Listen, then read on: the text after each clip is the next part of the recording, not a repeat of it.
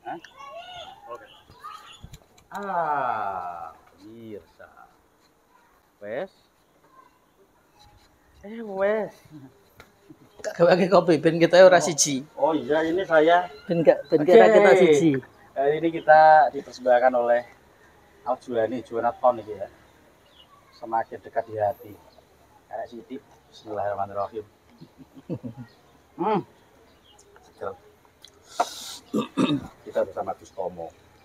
Siapa sih yang nggak kenal sama Gus Tomo? Fakultasi. Sip. Fakultasi bakal kerupuk. Bakal kerupuk juga ya. Ya. Pokoknya terasi ini mereknya apa kayak? Selok Jaya. Selok Jaya, Selok Jaya kuwi terasinya beliau. Nah, pokoknya weruh terasi Selok Jaya wis kuwi. Gua rasanya lali ya. Rasanya lali itu jelas induk ya. Apa kabar Gus Tomo? Alhamdulillah Mas Abu, alhamdulillah. Kita ketemu terakhir kapan? Terakhir kalau nggak salah 2017, 2018. Oh, itu pernah ngobrol-ngobrol mengenai terasi itu. Ya? Terasi gitu 2018. Wes suwi sekali ya. Berarti wis 6 tahun yang lalu. 6 tahun yang lalu. Alhamdulillah hari ini kita pengen ngobrol-ngobrol dengan tema yang berbeda. Yep. Jenengan identik dengan santri. Sebagai apa sih di ke-NU-an di Pati ini jenengan ini? Di NU kita di Banser ya. Di Ansor, terus kebetulan kita juga di pengurus wilayah Jawa Tengah. Wow, luar biasa. Gus Tomo pengurus Jawa Tengah, Banser ini ya. Di kebendaharaan. Keren, bangga saya ya. Ternyata orang Pati bendaharane sak Jawa Tengah gue. Wakil Mas. Tapi tidak apa-apa kan bawa duitnya kan. Bawa duitnya. Tulisannya. Oke. Ini kan mau calon bupati sama gubernur ya. Oke. Tentunya wong NU harus punya pandangan dong. Harus ya. Harus melek politik juga ben ora ketinggalan gitu ya. Ben gak dipolitisasi. Biasanya seperti itu loh. Saya melihatnya wong NU ku dimanfaatno tinggal lurus suara soalnya memang wong NU dhewe kuwi masane akeh. Tapi cuma yo wes tinggal iya ke wong NU bla bla bla tapi bar wis di tinggal lah. Tapi memang seperti itu. Ya, kita memang kita mengakui bahwa kelemahan kita di satu sisi memang kita punya kelebihan, punya kekuatan massa yang luar biasa, tapi satu sisi kelemahan kita justru karena banyaknya itu sehingga mungkin sulit dikoordinir sehingga banyak atau yang selama terjadi ini digombali lah ya sama politis sehingga tercerai-berai bahasanya. Jadi tidak satu suara. Untuk kita ke depan ini kita nggak kepingin lah seperti itu lagi. Kita kepingin warga kita, warga Nahdliyin tentunya santri pada khususnya ini punya diperhatikan oleh pemangku kebijakan. Merasa paling dirugikan nggak sih selama ini? Kalau merasa dirugikan enggak, karena kita selama ini memang lebih mandiri ya. Karena NU itu seperti ya bisa hidup, kita ini terbiasa dengan hidup qanaah. Jadi tidak bergantung dengan pemerintah. Sehingga terbiasa dengan kehidupan masyarakat yang ada di pedesaan, di kampung dan sebagainya. Jadi nggak begitu bergantung, tetapi memang kita harus ketika kita punya peluang untuk mengambil kekuasaan itu dalam tanda kutip, kenapa enggak? Dan kenapa enggak? Karena itu tujuannya untuk kemaslahatan. Oke. Apa sih yang diinginkan dari warga Nahdliyin sendiri? Saya harusnya seperti apa gitu loh? Kalau misalkan ada pemimpin yang pro ke Nahdliyin itu sendiri. Saya kira kita tidak dikotomi dengan atau fanatik atau dengan kita ini apa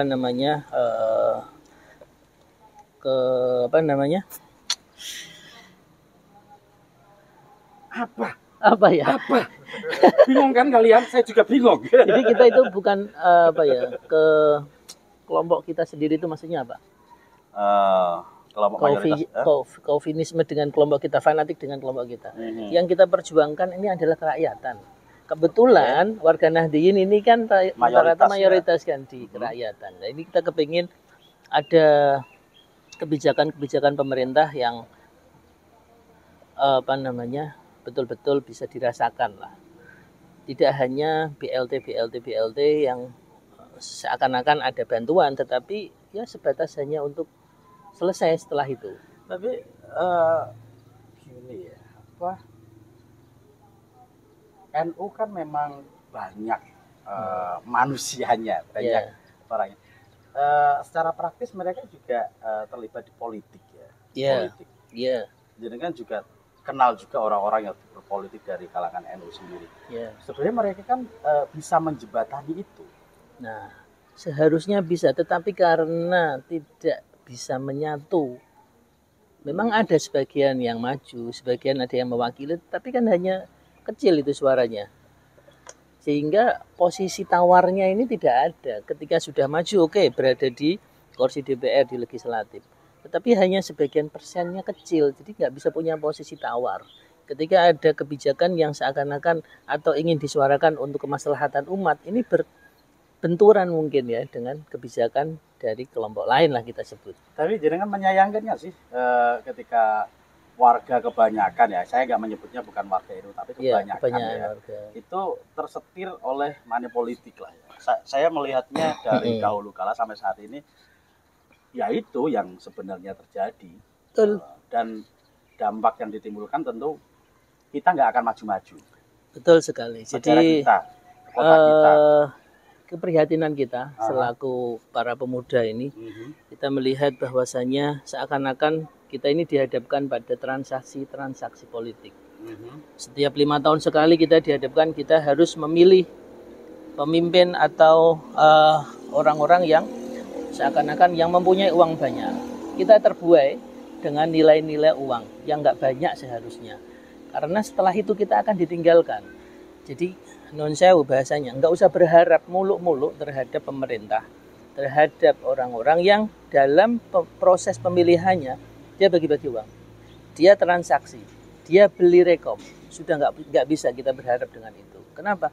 Karena mereka akan totalan bahasanya. Mereka akan istilahnya akan tersandra kan, setelah dia dengan memberikan uang. Sebuah sistem di negara kita, oke lah ya, saat ini kita akan memasuki pemilihan bupati. Tentunya ini adalah lahan empuk bagi para partai-partai ya. Rekomendasi ini juga perlu uang. Ya rekom. Tapi ya memang itu sudah kenyataan yang memang harus diterima. Tetapi setidaknya di level rakyat ini loh, ngerti. Di level rakyat ini tahu, dan kita harus menyuarakan ini Mas Abu. Ini harus merumuskan. Jangan mau suara kita dibeli. Jadi nggak usah belilah. Kita betul-betul memilih pemimpin yang mempunyai progres bagus, yang tidak tersandra dengan kepentingan-kepentingan politik, tidak dengan apapun, sehingga setelah terpilih kerjanya itu tentu kita ketika ada yang satu tersandra, yang satu free, pasti kerjanya akan lebih bagus yang free daripada yang tersandra. Karena yang tersandra ini bagaimanapun dia akan membayar gitu loh. Tapi kan ini sendiri dari rekom sendiri kan itu nggak murah ya, mahal. Kurang lebih ya 10M sampai 20M itu untuk ini aja gitu. Baru partainya. Itu baru partainya. Itu pun juga kalau misalkan wong sing sugih, orang sugih itu emoh gitu loh. Iya, kalau orang punya pemikiran waras ya, kita sebut waras. Udah ngapain? Beli rekom sekian puluh miliar. Belum lagi nanti untuk istilahnya logistik dan sebagainya. Kalau dibuat kerja Mas Abu, kira-kira yang namanya orang waras, kalau memang waras loh ya, itu memilih tidak maju. Gimana? Saya ngapain maju di waras sih? Nah, artinya begini, Ayo yang punya istilahnya yang punya kepentingan, yang punya kans ya, yang punya kans untuk maju. Jangan mau beli rekom. Tapi kan itu kewajiban. Iya, Bro. Iya. Nah, kalau nggak ada yang beli? Enggak gini. Ya. Di Pati, Iya. Syarat untuk jadi calon bupati itu harus dapat rekomendasi dari partai. Ya. Itu minimal 10 kursi. Oke. Ya biasanya kalau di Pati kan satu partai itu 5 kursi lah ya. Ya. Ya beda kalau PDI lebih dari 10 kursi kalau nggak salah. Punya golden ticket ya. Itu bisa. Kalau selain PDI kayaknya 2 partai gitu kan. Itu kayaknya sudah kesepakatan semua partai gitu ya. Mau nggak mau ya? Iya mau nggak mau itu loh yang saya itu enggak. Iki memang sing jadi pemimpin sing iso nyalon itu memang wong-wong sing duwe-duwe akeh gitu. Dan akhirnya tidak tersandera kan? Iya gitu. Dan negara ini benar-benar negara kapitalis kalau menurut saya sih ini. Jadi sing duwe-duwe ya iso berkuasa kuwi lho. Punya peluang. Bukan punya emang iya gitu. Emang iya loh. Gini, semisal jenengan nyalon ya. Iya. Nyalon. Bagi jenengan pengen nyalon banget, tapi duitnya jenengan kirang, tetap kan nyari sponsor. Ya namanya orang punya ambisi pasti akan berupaya untuk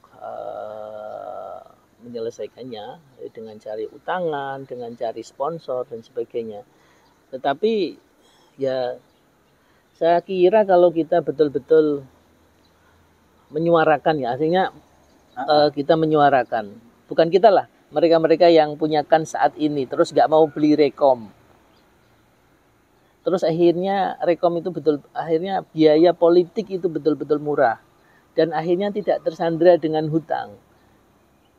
Ya itu kebijakan dari luhur ya kalau menurut saya ya. Ya kalau misalnya kebijakan masih seperti ini, saya rasa sampai kapanpun Indonesia nggak akan maju. Saya pastikan gitu. Ya. Tapi jadi kan pengen ini gak maju. Ya maju entah jadi apa gitu. Jadi kan termasuk terpandang ya di Juwana ini ya. Sugih gitu, agamis, Gus gitu ya. Serius gitu loh. Dan masa saya rasa juga akan klop dengan jenengan. Enggak, saya sendiri secara pribadi ya, tidak ada motivasi, jelas itu. Tidak ada orientasi, apalagi ambisi. Ini tidak ada. Tetapi sebagai kader, sebagai santri, ketika dawuh kiai ada, itu biasanya ya kalau kita enggak sami'na wa ata'na ya ditanyakan kesantriannya. Lalu sebagai kader organisasi, ketika ada amanah organisasi, ada instruksi, ya bagaimana caranya.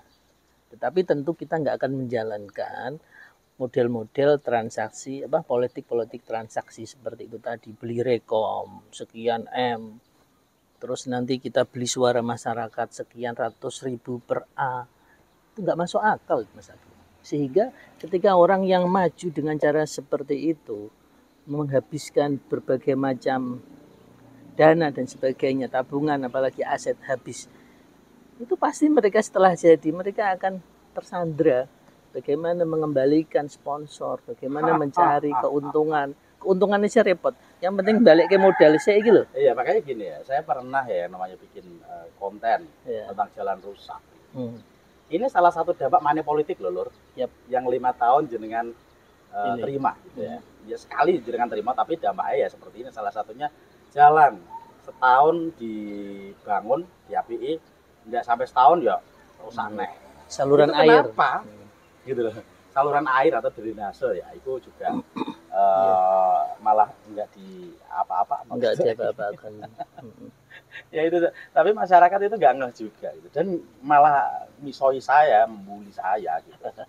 Ya itu angel memang kita itu memberikan edukasi ke masyarakat supaya melek kondisi sekarang yang saya rasa memang memprihatinkan. Kalau nggak ada uang nggak tak coblos. Itu loh pola pikirnya mereka itu. Nah, kita rubah pelan-pelan, kita sampaikan bahwa itu tidak baik untuk kita semua. Pati ini termasuk Nun Sewu sebagai warga Pati ya. Kita ini prihatin. Kalau kita melihat Kudus begitu maju, lumbung pangan. Terus daerah Jepara yang kreatif juga. Kudus lebih kreatif. Rembang juga sekarang yang berangsur-angsur maju. Kita ini tertinggal loh, Mas Abu. Iya. Kita punya potensi alam, SDA ya, sumber daya alam kita, mulai dari pertanian, itu mulai dari daerah Cawangi, Jaken-Jakenan daerah, itu potensi, tetapi nggak maju. Kenapa? Nggak ada saluran airnya, sehingga persawahan di sana itu hanya tada hujan. Bayangkan kalau di sana itu irigasinya maju, pasti pertaniannya akan maju. Belum lagi nanti posisi kita ada di Pantura, yang mana dilewati, ini jalur sutra loh ini. Memang gini ya, nah, saya rasa memang Perikanan luar biasa. SDM kita yang kurang memadai. SDM ya. Iya. Ya, makanya ini PR ya untuk pemimpin-pemimpin kita gitu ya. Oke lah, kasih sesuatu kepada kita semua supaya mau berpikir. Minimal pendidikan lah ya. Ya. Tolak ukurnya apa? Ujungnya di situ lah ya. Wong ben pinter piye sih gitu loh. Gelem mikir gitu. Kita kan mentalnya gini, nguli Gitu ya. kerja, yang penting kerja gitu ya. Nggak mau menciptakan kreativitas gitu. Mandiri. Yang saya sayangkan gini, satu lagi, pariwisata. Ya. Di Pati kan harusnya banyak, sangat banyak gitu ya. Tapi kenapa sampai saat ini tidak ada satupun di Kabupaten Pati wisata ini benar-benar jadi unggulan gitu, didatangi sama banyak orang. Ini loh khas Pati, wisatanya bagus, nggak ada. Coba kita tahu nggak? Iya, salah satunya memang tidak ada support dari pemerintah. Kebetulan mungkin ada pelaku-pelaku industri wisata yang sudah berusaha maju, berusaha ini, tetapi pemegang kebijakan ini tidak punya apa istilahnya perhatian, sehingga ya sudah.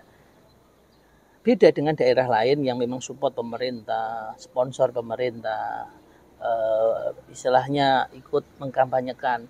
Tapi di Pati ini tidak ada. Kuncinya, yuk sebagai generasi muda kita maju, Mas Abu.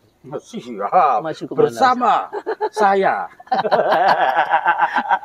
Ya artinya kita harus menyuarakan. Jangan orang-orang itu teruslah. Tapi saya berharap nanti suatu saat jenengan akan mau lah ya nyemplung di politik. Saya temenin nanti. Siap kan? Kalau saya mau nemeni ya. Siap. Selama itu untuk kemaslahatan. Tapi kita seumpama nuwun sewu ya, memang betul-betul bahasanya memang ada orientasi, terus kita ada ke situ maju. Langkah-langkah itu tadi kita semaksimal mungkin tidak kita pakai. Ya kita memang saat ini memang kita kekurangan SDM. Ya mungkin kita impor lah dari daerah lain. Ya untuk penataan dalam arti ya termasuk sumber daya alam kita ini perlu ditata gimana. Karena kita sendiri belum tahu solusinya ya. Padi Kidul juga seperti itu saat ini kekeringan. Nanti pas hujan juga nanti kebanjiran gitu kan. Itu perlu tata kelola yang benar-benar mumpuni kan orang yang mampu manajemen ini. Saat ini belum bisa semuanya. Dari semua pemimpin saya rasa juga selama ini wes nyerah lah saya rasa. Tapi tetap itu permasalahannya di sini Mas Sablu. Jadi kenapa pemerintahan ini selama ini nggak kepikiran? Karena tersandra dengan dia sudah mengeluarkan ini dan dia harus mengembalikan ini, dia harus tersandra dengan partai politik. Semua dana itu kan ada ya. Ada. Pasti ada dari pemerintah. Pasti ada, tapi kan aku nggak nyebut loh ya. Biasanya ada oknum loh ya, oknum sing nyunati nih loh ya. Bancaan kaya ngono iku sing marai ngruwet-ngruweti ya ngono iku loh ya. Ya memang orang maju-maju Indonesia iki. Mana Padi, kita berbicara Padi lah. Kita Padi ini harus pembenahan. Kita sebagai warga Padi tentu punya keprihatinan terhadap kondisi saat ini. Satu-satunya jalan memang kita mengkampanyekan politik sebagai ujung tombak dari perubahan ini, jangan sampai ada politik transaksional. Dari NU sendiri ada calon ya, Gus? Dari NU sendiri saat ini. Kalau potensi ada. Tapi kalau yang betul-betul yang maju dan sebagainya, saya kira dari NU-nya sendiri saat ini juga belum ada suara. Dari organisasi loh ya. Tapi kalau dari personal ya ada lah. Oke. Dan kalau personal saja tanpa didukung dengan organisasi secara kuat, ya abot. Abot. Kecuali sang calon itu sendiri misalnya wong itu bener-bener duitnya beruh nah ya 200 M misalnya. Cukup dadi go. Iya kalau 200 M ya Dadi. ya nggak perlu dia beli suara, nggak perlu dia transaksi dengan utang sih lah istilahnya. Yang membuat masalah ini kan dia hutang. Dia hutang untuk beli, akhirnya kan dia harus tersandra. Dia harus mengembalikan, dia harus ini dan sebagainya. Kalau ya, jadi jangan lupa nanti ya di November itu ada pilkada, pilgub. Tentunya kita harus pandai-pandai lah untuk memilih yang cocok untuk memimpin partai ini. Iya. Saya berharap nanti yang terbaik itulah yang jadikan pilih. Oke, terima kasih Gus Tomo. Terima kasih Mas Abu, sukses selalu untuk Pati News. Amin. Dan kru. Amin. Baik, assalamualaikum. Assalamualaikum warahmatullahi wabarakatuh.